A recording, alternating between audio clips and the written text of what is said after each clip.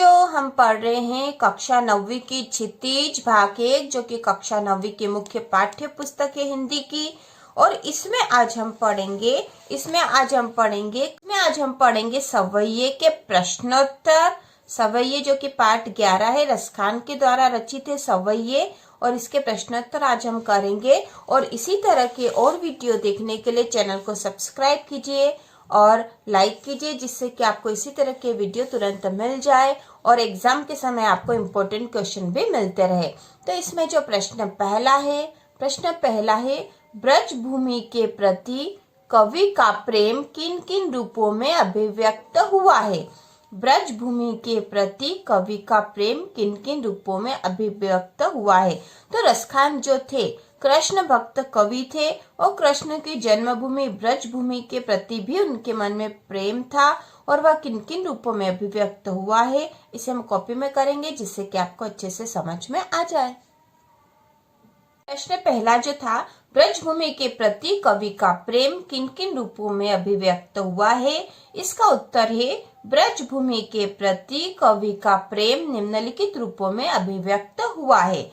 तो पहला है, कवि मनुष्य के रूप में जन्म ब्रज में लेना चाहते हैं। तो कवि का मानना है कि यदि उनका जन्म अब अगली बार मनुष्य के रूप में हो तो उनका जन्म ब्रज में ही होना चाहिए। वे गोकुल गांव के ग्वाले बनना चाहते हैं। ठीक है। दूसरा है, वे पशु के रूप में जन्म लेने पर नंद बाबा की गायों के मध्य चरना चाहते हैं।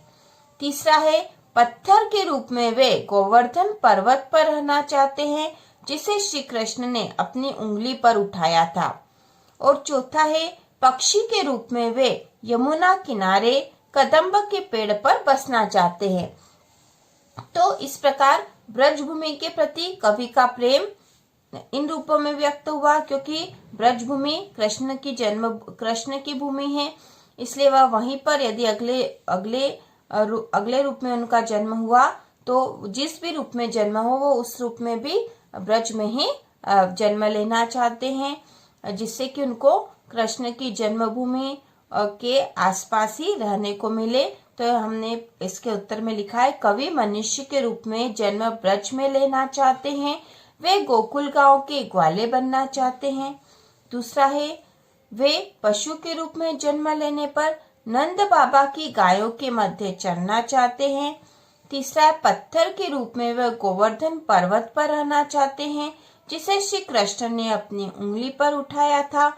और चौथा है, पक्षी के रूप में वे यमुना किनारे कदम के पेड़ पर बसना चाहते हैं। इस प्रकार कवि जो है किसी भी रूप में जन्म ले वह ब्रजभूमि में ही आना चाहते हैं, और श्री कृष्ण की जो ब्रजभूमि है वहीं पर किसी भी रूप में बसना चाहते हैं। अब प्रश्न नंबर जो दूसरा है, कवि का ब्रज के वन, बाग और तालाब को निहारने के पीछे क्या कारण है। कवि का ब्रज के वन, बाग और तालाब को निहारने के पीछे क्या कारण है।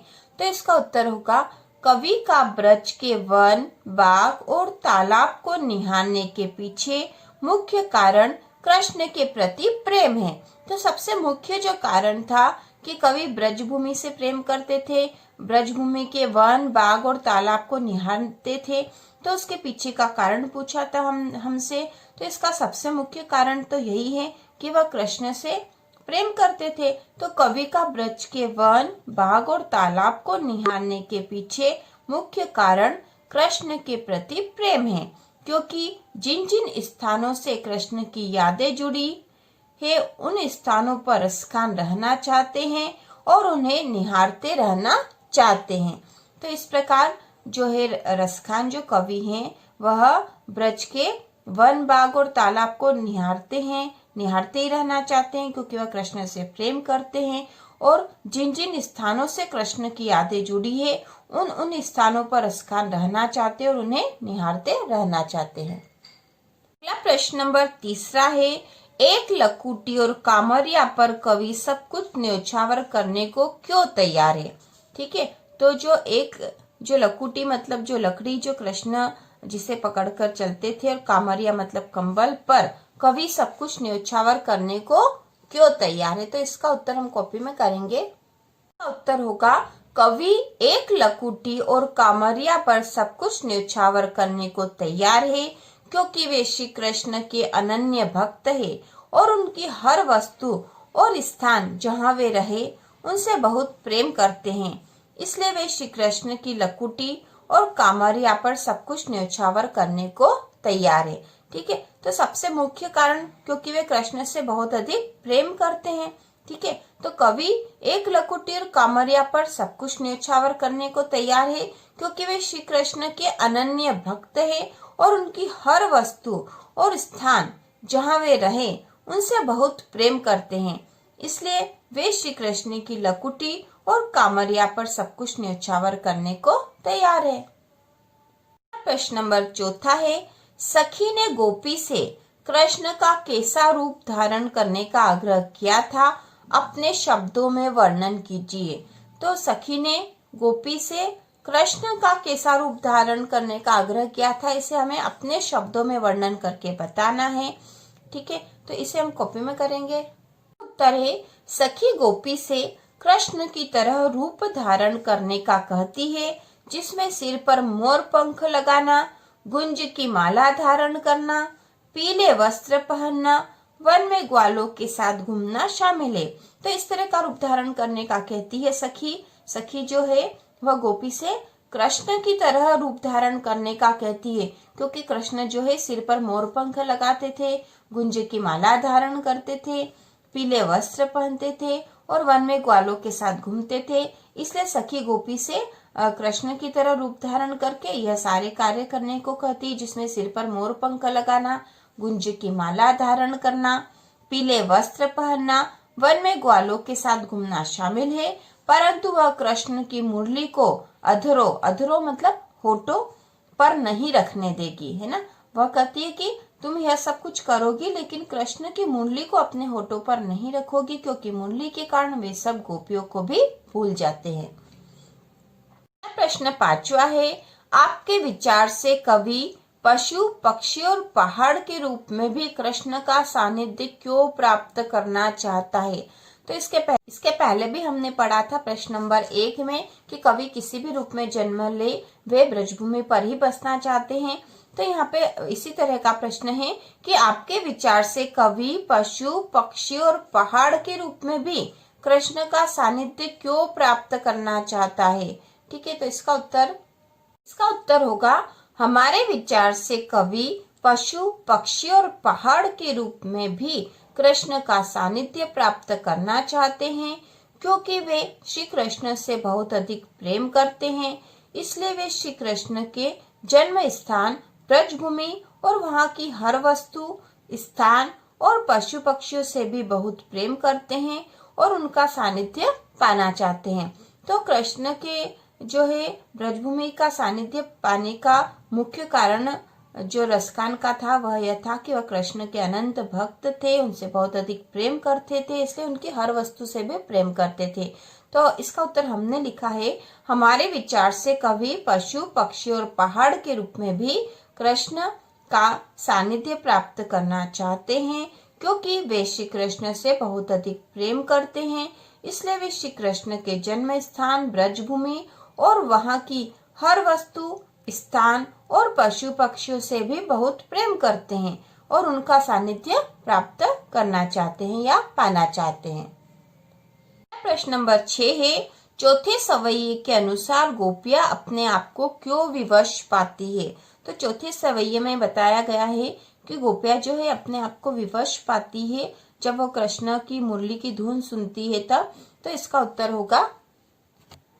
होगा चौथे सवैये के अनुसार गोपियां अपने आप को कृष्ण की मुरली की तान तथा मनमोहक मुस्कान के कारण विवश पाती है।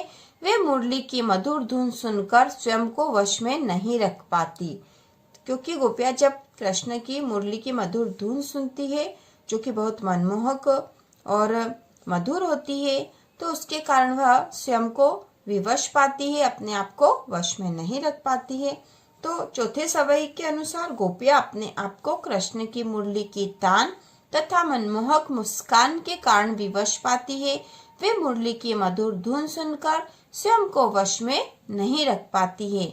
वह उस मधुर धुन की ओर आकर्षित होने लग जाती है। प्रश्न नंबर 7वां है, भाव स्पष्ट कीजिए। तो हमें यहाँ पर इनकी भाव स्पष्ट करने हैं। तो इसमें 2 दे रखे हैं, क और ख।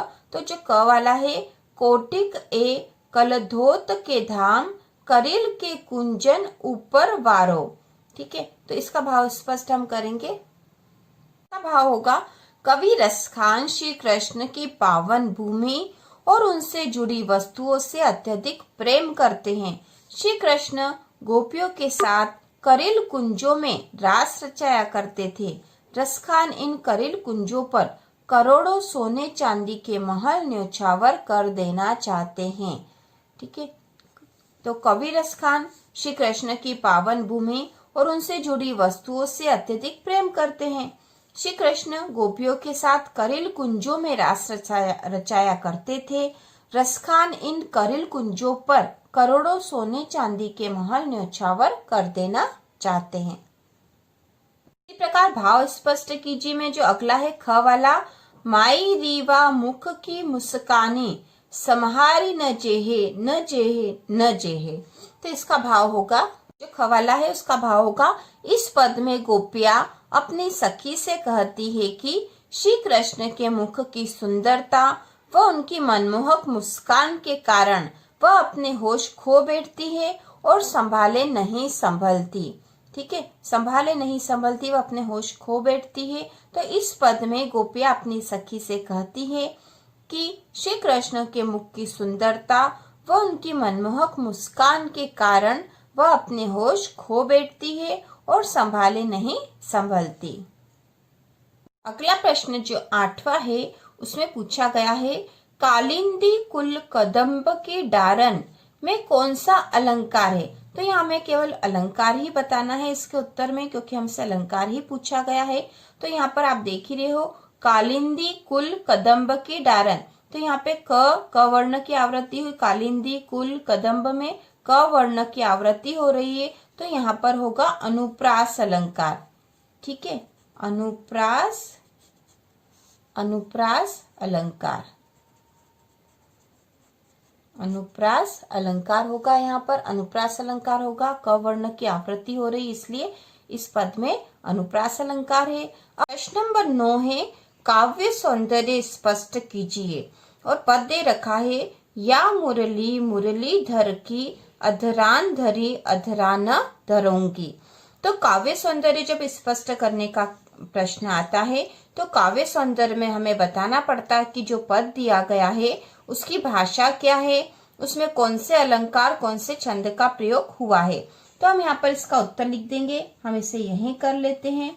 तो यहाँ पर जो है ब्रज भाषा, काव्य सौंदर्य में हम सबसे पहले लिखेंगे भाषा ब्रज भाषा, क्योंकि रसखान की मुख्य भाषा ब्रज भाषा थी। उसके बाद यह जो पद दे रखा है इसमें मुख्य रूप से अलंकार का प्रयोग हुआ है। तो अलंकार बताएंगे हम यमक। ठीक है, अलंकार है यमक, और यमक अलंकार कैसे है। तो यहाँ पे जो 2 शब्द प्रयोग हुए हैं, अधरान, अधरान मतलब होठों पर। ठीक है, और अधरा न, अधरा न होठों पर नहीं। तो यहाँ पर एक ही शब्द का प्रयोग 2 बार हुआ और दोनों ही बार उसके अर्थ अलग अलग है। अधरान मतलब होठों पर और अधरा न मतलब होठों पर नहीं। उसी प्रकार यहाँ पर अलंकार में अनुप्रास अलंकार का भी प्रयोग हुआ है। ठीक है, अनुप्रास अलंकार, अनुप्रास अलंकार कहाँ पे, म में, मुरली मुरलीधर में म वर्ण की आवृत्ति हुई। उसी प्रकार ध की हो रही है, जैसे ध, ये ध, यहाँ पर ध। ठीक है, तो इस प्रकार अनुप्रास अलंकार भी है यहाँ पर।